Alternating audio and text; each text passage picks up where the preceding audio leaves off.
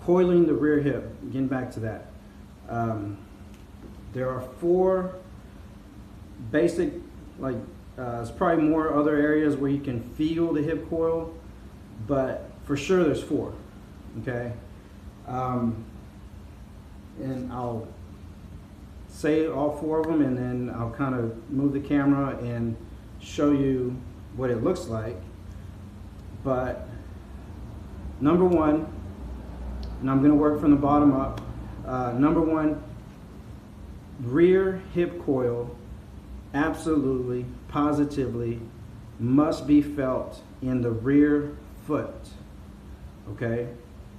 In particular, specifically on the side of the foot, when the shoe is anchored down onto the ground, the foot inside of the shoe has got to be trying to bust out the side, okay? And I'll video, and I'll show you what that looks like.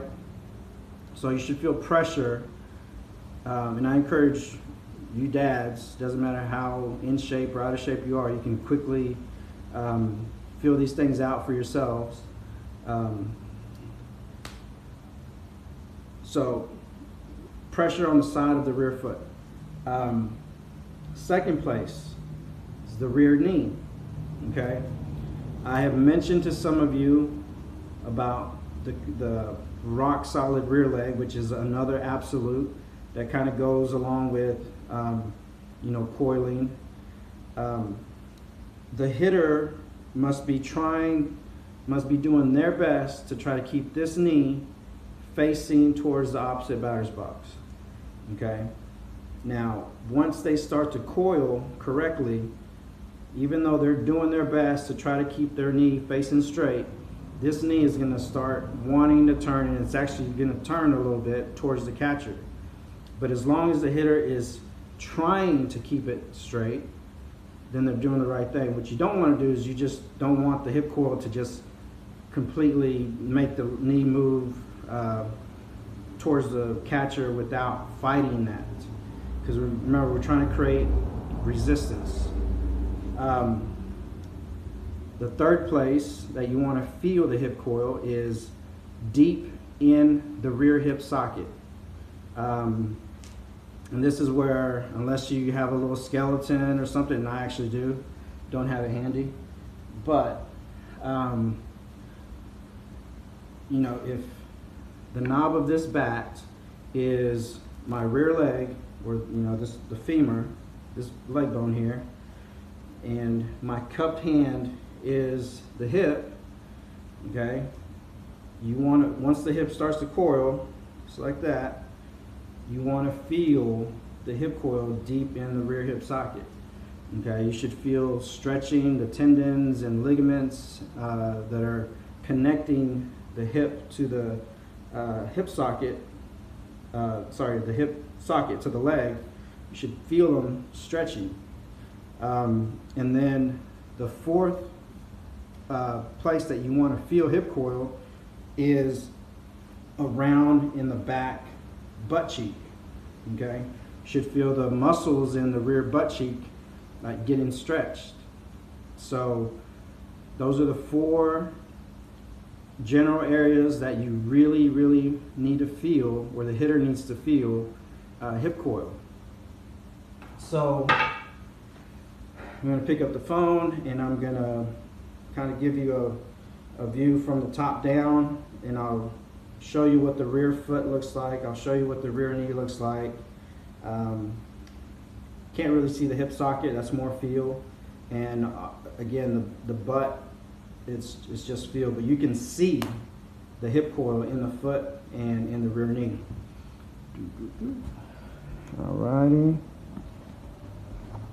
So hopefully this is a good view. I can't see what's happening on the screen, but if you can see my foot down there, nothing's going on in the hip socket, okay? I'm just standing kind of like in a 50-50 weight distribution right here. So as soon as I start to coil, if you notice on the side of my shoe right here, you're going to see my foot trying to bust out the side of my shoe. So no coil, and now here's the coil. Right there, okay? And then again, my knee is right here covered by my short. I'm doing my best to try to keep it facing forward. There it is. As soon as I start to coil, you're gonna see it start moving towards the catcher. That's acceptable. If I were not trying to keep the knee facing forward, it would look more like this, okay?